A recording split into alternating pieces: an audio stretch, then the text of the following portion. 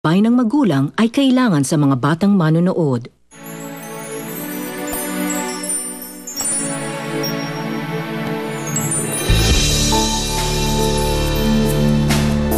Bless? Sino kasama mo? Si Neil ba? Wala na rin kami, Dad. Iniwan na rin niya ako, katulad ng ginawa mo sa akin. Saan ka ba kasi nanggaling? Naalala mo ba yung tungkol kay Jake? Sabi ko sa kanya, tawagan na lang niya kung kailangan man niya ng makakausap. Bianca, si Jake yun. Si Jake, Montelibano. Isipin yun. Really? Kasama mo si Bianca kagabi, tapos inaya mo pa siya mag-coffee ngayon. Ay balak ka, no? Hindi na nila ako maisahan because this time, uunahan ko sila. Effective pala yung acting mo, no? You should have seen me last night, babe. Umarte ka naman na kunyari, affected ka naman sa breakup natin. You better make this up. We can do something physical besides swimming? Jaime! Jaime! Ano ba problema?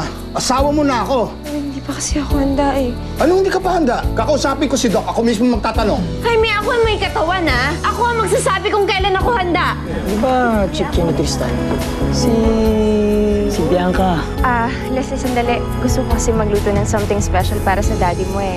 I'm sure ikaw nakakaalam ng favorite dish niya. Really? You want my help? Nangya ka? Akala ko hindi ka na dadating. Buti pala, hindi pa umuwi. Saan ka ba galing kasi? Kasi Karen, pero promise secret lang to, ha? Wala kang muna sasabihin. Mag-promise ka muna. Dito yun. Oo nga, Bianca. Saan ka nga ba nang galing? Tristan, ano naman issue mo?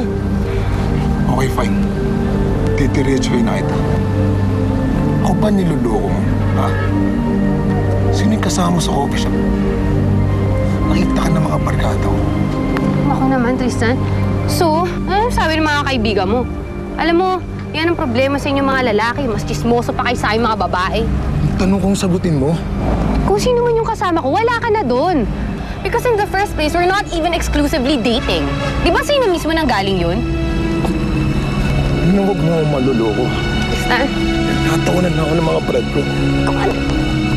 Oh my God! Bes! Ano ka dito? Nasaktan ka ba? Okay lang ako. Grabe talaga.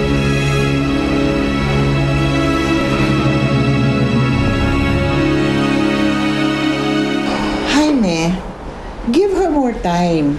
Nakapag-intay ka naman ng ilang buwan. What's a few more weeks? Hindi mo naiintindihan eh. Bakit? Kasi babae ako at lalaki ka? Jaime, don't turn sexist on me. Pare-pareho lang tayong may pangangailangan. We all have the same needs. The difference is, mas malawak ang utak ng isang babae. I'm sorry. Hindi ko lang kasi maintindihan eh. Why doesn't she wanna make love with me? Obvious naman na nagdadahilan lang siya. Baka naman si Waki pa rin pala. Ay nako, tigilan mo na yan, Jaime. Huwag mong hayaan lasunin ang pag-iisip mo sa selos. Yan ang makakasira ng relationship mo. Alam mong gawin mo, intindihin mo si Erica. Give her time. She went through a very traumatic experience. Not only her body, but her mind as well. That needs to heal. Na-trauma siya.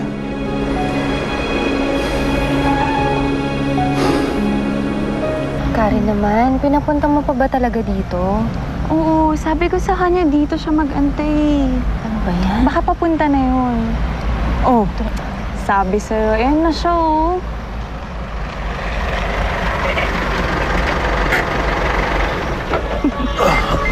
Bianca, ano nangyari sa'yo? Bakit hindi mo ko tinawagan agad? Eh, okay lang. Dito naman si Karen eh. Oo, pero aalis na yun naman ako eh. Hanap na kasi ako sa amin. Jake, ikaw na bahala sa best friend ko. Sige. Bye-bye. Sige, no problem. Ingat.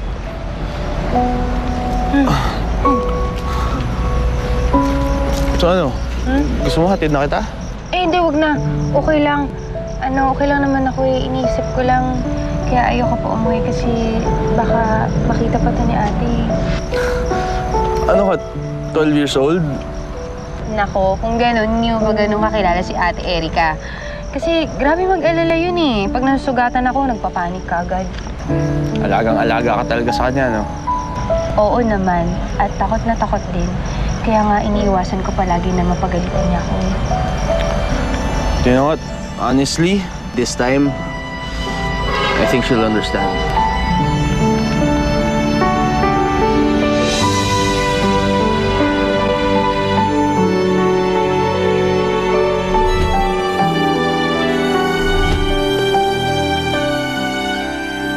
I'm really glad that you're both here with me now. You just don't know kung gaano ako kasaya na okay kayo. Thank you. Sorry kanina. Alam mo, Dad, you should thank Erica for all of this. Siya nga halos na gumawa nun. Wala nga akong halos nagawa eh. They all taste great. Jaime? Jaime? Jaime? Jaime?